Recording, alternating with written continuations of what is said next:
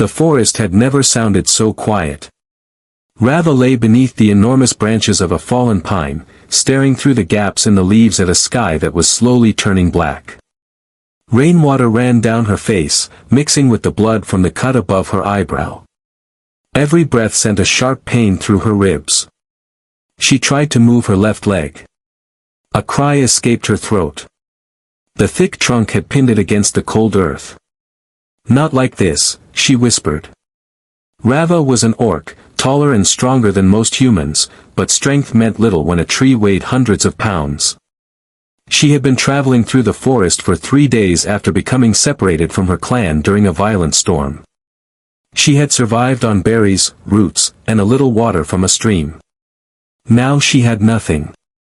Her knife was lying several feet away, just beyond the reach of her fingers. Her bow was gone. Her horse had disappeared during the storm. And the nearest settlement was days away. Rava clenched her teeth and pushed against the tree with both hands. Nothing. The pine didn't move. She tried again until her arms trembled. Still nothing. For the first time in many years, fear began to overcome her pride. Night was coming. She knew what lived in these woods after sunset. Wolves. Mountain cats. And worse things. Rava closed her eyes and listened. At first, she heard only the wind moving through the branches. Then. Crunch. Her eyes opened. A footstep. She froze. Another sound followed. Crunch. Someone was coming through the forest. Rava reached desperately for her knife. Her fingers closed around the handle. She pulled it toward herself and raised the blade as far as her trapped position allowed.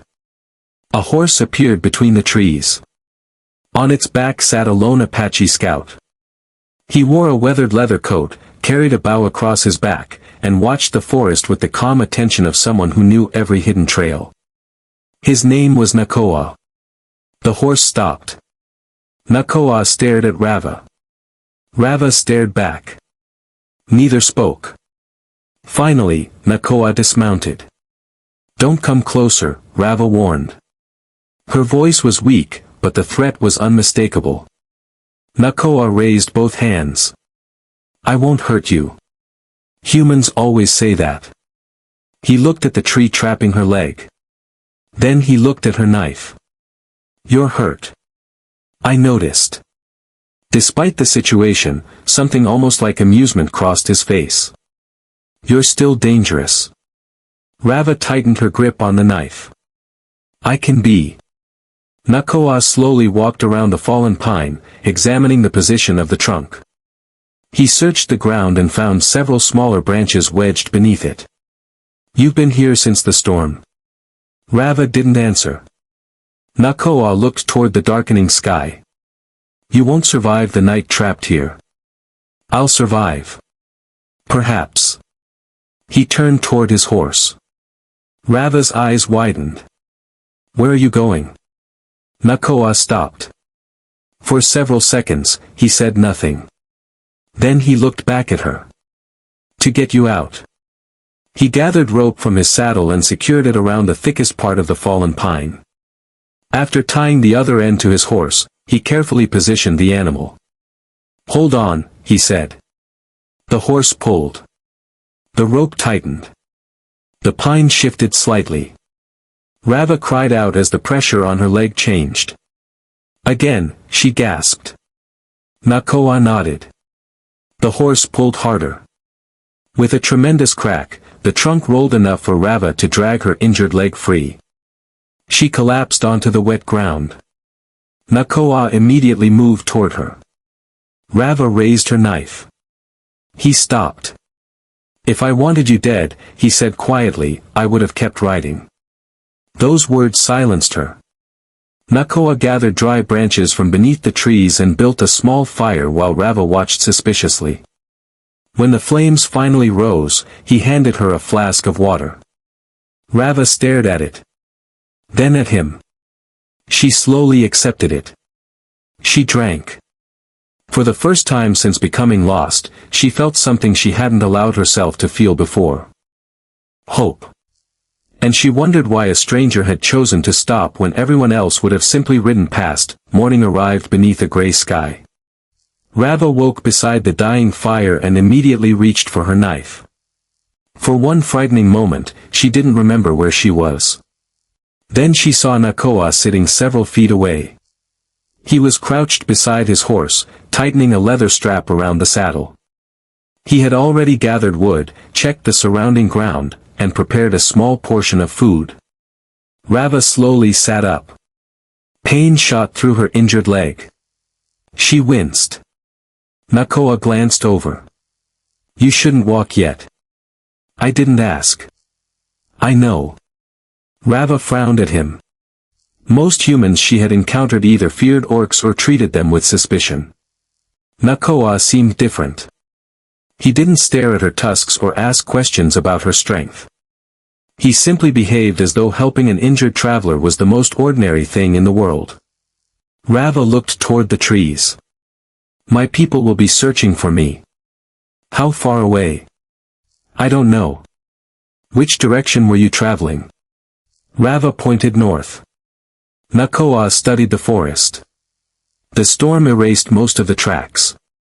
"Your people may have been forced south." Rava's expression hardened. "You don't know that." "No." "Then don't tell me my people are gone." Nakoa looked at her quietly. "I didn't say they were gone." The answer surprised her. He wasn't trying to frighten her. He was simply being honest. Rava attempted to stand. Her injured leg immediately buckled. Nakoa caught her before she fell. She stiffened. "Let go." He released her instantly. Rava steadied herself against the pine. "I can walk." "You can barely stand." "I said I can walk." Nakoa sighed. "Fine." He pointed toward a nearby stream. "Then walk there." Rava glared at him. After a moment, she began limping toward the water. Every step hurt. Nakoa followed several paces behind without offering help again. That small gesture mattered. He understood that she wanted to keep her dignity. At the stream, Rava washed the blood from her face. Nakoa examined the wound above her eyebrow. "You need that cleaned properly." "I've survived worse." "I believe you." He opened a small leather pouch and removed herbs, clean cloth, and a needle. Rava stared at him. "You carry medicine." "I travel alone." "It is useful." "You're a healer." "No." "Then why do you know what you're doing?" Nakoa shrugged. "I've had to learn." He cleaned her wound carefully. Rava expected him to be rough. Instead, his hands were surprisingly gentle. She watched him in silence. "You don't fear me," she finally said. Nakoa looked at her. "Should I?" Rava didn't answer. He tied the bandage. "There." She touched it. "Thank you." It was the first time she had thanked a human in years. Nakoa didn't make a big deal of it. He simply stood. "We need to move." Rava looked at his horse. "You're leaving." Nakoa shook his head. "Not without you." Her eyes narrowed. "Why?" He glanced toward the dark forest. "Because something has been following us." Rava froze. "What?" Nakoa pointed toward the mud near the stream. 3 sets of footprints were visible. Not animal tracks. Boots. Fresh ones. Rava's hand moved toward her knife. Nakoa reached for his bow. Neither spoke. The peaceful morning suddenly felt dangerous. Someone had been watching them. And whoever it was had followed Nakoa's trail directly to her. For several moments, neither Rava nor Nakoa moved. The forest seemed to hold its breath. Rava crouched beside the muddy bank and studied the footprints. There were 3 sets, all made by men wearing heavy boots. The tracks were fresh enough that rainwater had not yet filled them. "They're close," she whispered. Nakoa nodded. "Very close." Rava looked toward the trees. "Who are they?" "I don't know." "Yes, you do." Nakoa glanced at her. Rava's expression had changed. The fear she had shown when trapped beneath the pine was gone. In its place was something harder. Recognition. "You know these men," Nakoa said. "I know the kind." She picked up her knife. "They aren't hunters looking for deer." Nakoa studied her face. "Who are they hunting?" Rava hesitated. Then she answered quietly. "Me." A cold wind moved through the branches. Nakoa looked at her injured leg. "You said you were separated from your clan." "I was." "You didn't say anyone was chasing you." "I hoped I had lost them." Rava stood slowly.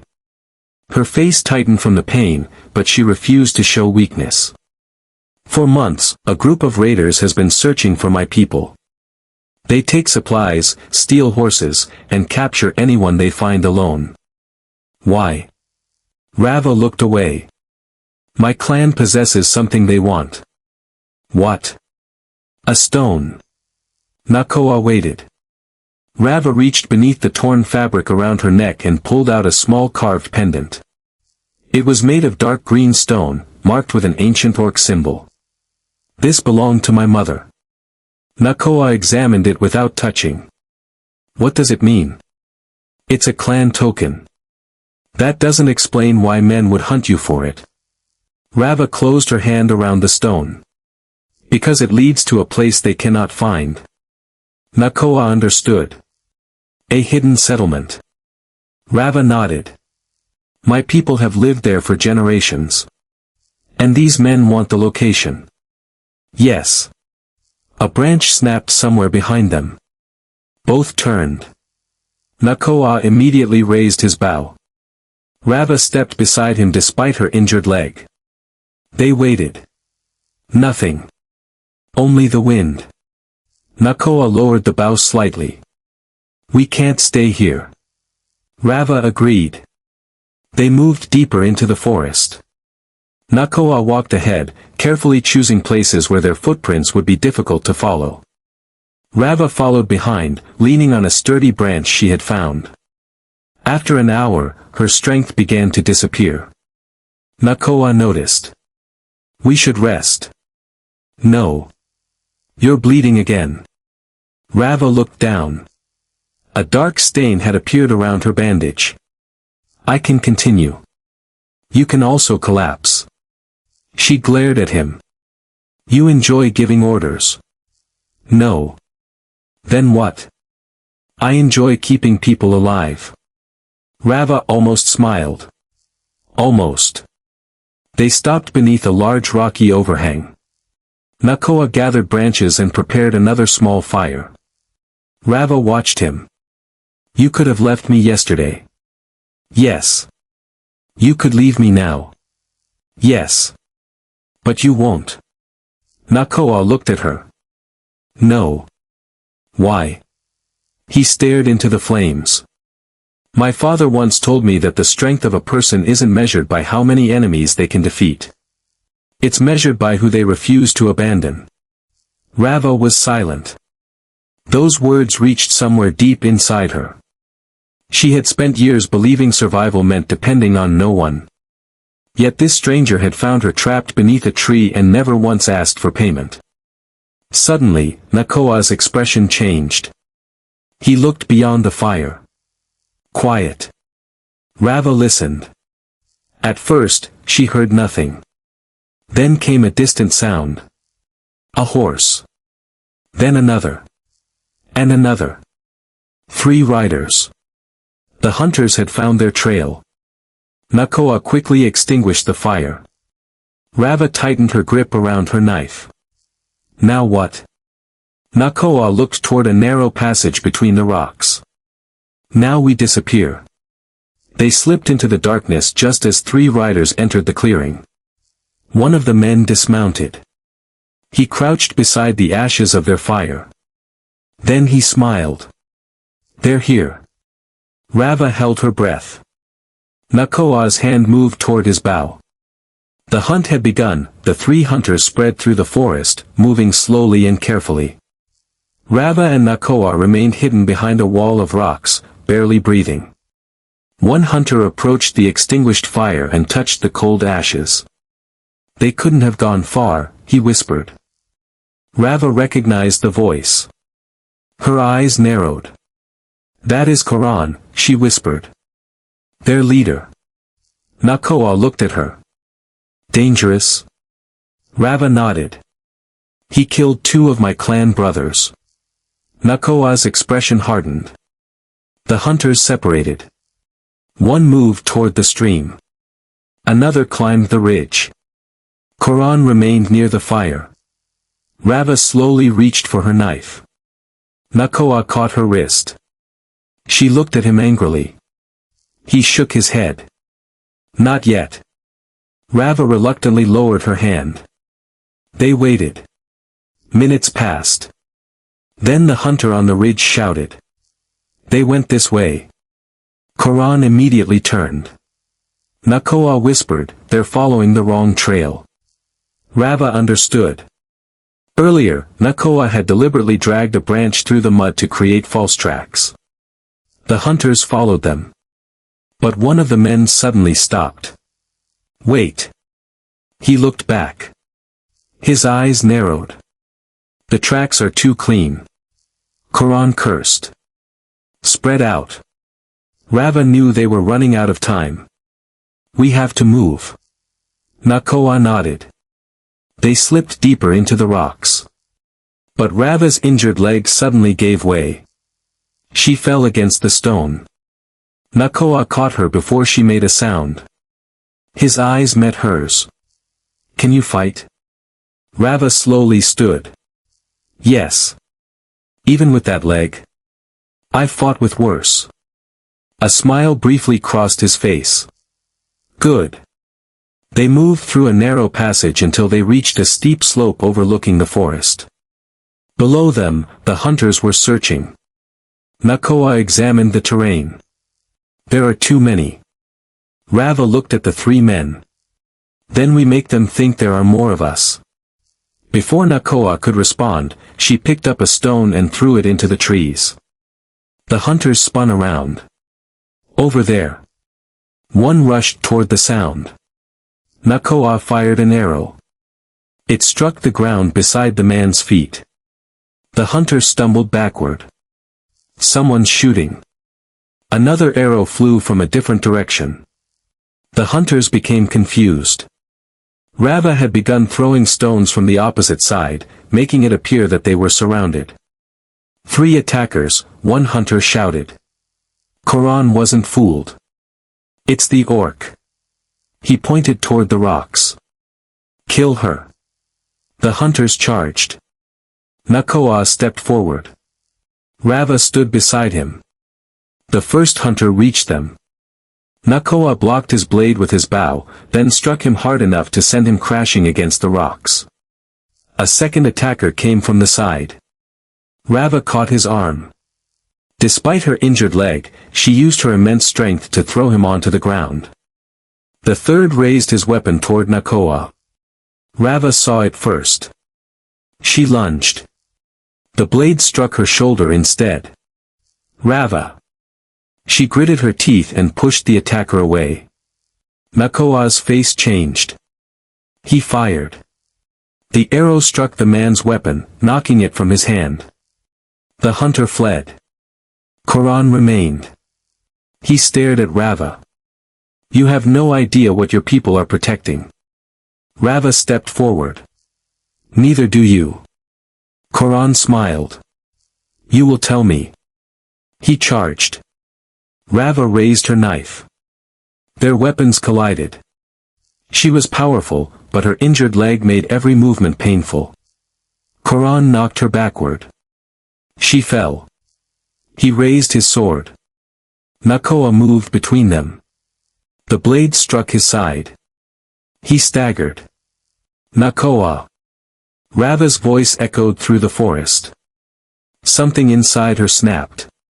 She rose with all the strength she had left and charged Koran. Her shoulder slammed into him. Both crashed to the ground. Rava pinned his weapon arm. "Run," Koran growled. "No." She knocked the weapon away. Koran looked toward Nakoa. Then toward Rava. For the first time, fear appeared in his eyes. Rava released him only long enough to let him scramble away into the darkness. The remaining hunters followed. Silence returned. Rava immediately rushed toward Nakoa. Blood soaked his coat. "You're hurt." He tried to stand. "It's nothing." Rava shook her head. "You saved me." Nakoa looked at her. "You saved me too." For the first time, neither of them saw human or orc. They simply saw two people who had refused to abandon each other. And somewhere beyond the trees, Koran was already planning his return. Dawn arrived slowly, turning the forest mist silver. Rava had barely slept. She sat beside the small fire, watching Nakoa breathe.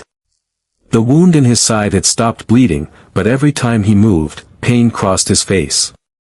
"You should rest," Rava said. Nakoa opened his eyes. "So should you. I am not the one who was stabbed. You were almost crushed by a tree yesterday." Rava frowned. "You remember everything, don't you?" "Usually." A faint smile appeared on her face.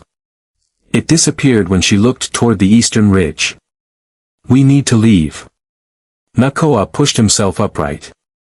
"Where?" "The hidden valley." He studied her. "I thought you didn't know where your people were." "I don't know exactly where they are." She touched the green stone pendant around her neck. "But my mother taught me how to read its markings." Rava explained that the symbols on the pendant were not merely decorations. They formed a map when viewed beneath sunlight. One symbol represented the river, another represented a mountain shaped like a wolf's tooth, and a third pointed toward a narrow valley hidden behind the cliffs. "If my people survived the storm," she said, "they would have gone there." Nakoa stood. "Then that's where we're going." Rava looked at him. "You don't have to come." "I know. You could return to your people." "I could." "Then why stay?" Nakoa tightened the bandage around his side. "Because you haven't found yours yet." They began their journey. The forest grew denser as they traveled east. Rava moved slowly, leaning on a branch, while Nakoa supported himself with a walking stick. Neither complained. By afternoon, they reached a steep cliff. Rava studied the pendant. "This way." They followed a narrow trail hidden behind hanging vines. The passage opened suddenly. Rava stopped. Beyond the trees lay a breathtaking valley surrounded by towering cliffs. But something was wrong. There were no fires. No voices. No horses. No smoke rising into the sky. The settlement was abandoned. Rava's heart sank. No. She hurried forward. Small wooden homes stood empty. A child's wooden toy lay in the dirt. A cooking pot sat beside a cold fire pit. Rava entered one of the houses. Dust covered the floor. She found an old blanket belonging to her mother. She pressed it against her chest. They were here. Nakoa remained outside, giving her privacy. Rava searched the settlement until she discovered something carved into a stone wall. 3 words. "We went north." Below them was the symbol of her clan. Rava's eyes filled with tears. "They escaped." Nakoa nodded. "That means they're alive." Rava turned toward him. "You don't know that." "No." He stepped closer. "But they left together." "That's better than finding graves." Rava wiped her eyes. Then she noticed something else. Fresh footprints. Her expression changed. Nakoa. He came closer. These aren't ours. They followed the tracks to an abandoned lodge. Inside, they discovered broken weapons and torn clothing. Rava recognized the markings. Koran. Nakoa looked toward the doorway. He found this place before us. Rava's heart began pounding. Then she saw something beneath a wooden table. A small metal box. She opened it. Inside was an old letter from her mother. Rava read it aloud. If you carry the stone, never return here. The valley is no longer safe. The hunters know about the eastern passage. Go north. Trust no one who asks for the stone. Rava lowered the letter. They knew. Nakoa looked at the pendant. That's why Koran wants you. Rava nodded. Then came a sound outside. A horse whinnied. Rava and Nakoa froze. Someone was approaching. Nakoa quietly reached for his bow. Rava gripped her knife. But this time, the footsteps weren't coming from one direction. They were coming from several. The hunters had found the hidden valley. And there was nowhere left to run. The sound of horses echoed through the hidden valley. Rava stood inside the abandoned lodge, gripping her knife while Nakoa watched the entrance. They found us, she whispered. Nakoa nodded. How many? Rava listened carefully. Too many to fight here. Nakoa looked toward the rear wall. Is there another way out? Rava remembered her mother's letter. The northern passage. She grabbed the green stone pendant and held it toward the sunlight coming through a broken window. The markings formed a faint pattern on the floor. There. Behind a shelf was a narrow stone doorway. Nakoa pushed the shelf aside. The passage opened into a steep trail leading toward the northern cliffs. They escaped moments before Koran and his men entered the lodge. But Rava stopped halfway down the trail. Nakoa. He turned. What? She looked back toward the valley. We can't keep running. Nakoa understood immediately. You want to fight. They will follow us forever. She looked at the pendant. My people are somewhere beyond those mountains. If Koran gets this stone, he'll find them. Nakoa nodded. Then we stop him here. They returned to the valley through a hidden path. Rava knew the land now. She knew where the cliffs narrowed. She knew where the old wooden bridge crossed the ravine. And she knew where the hunters would have to pass. Nakoa prepared several traps using rope, branches, and loose stones.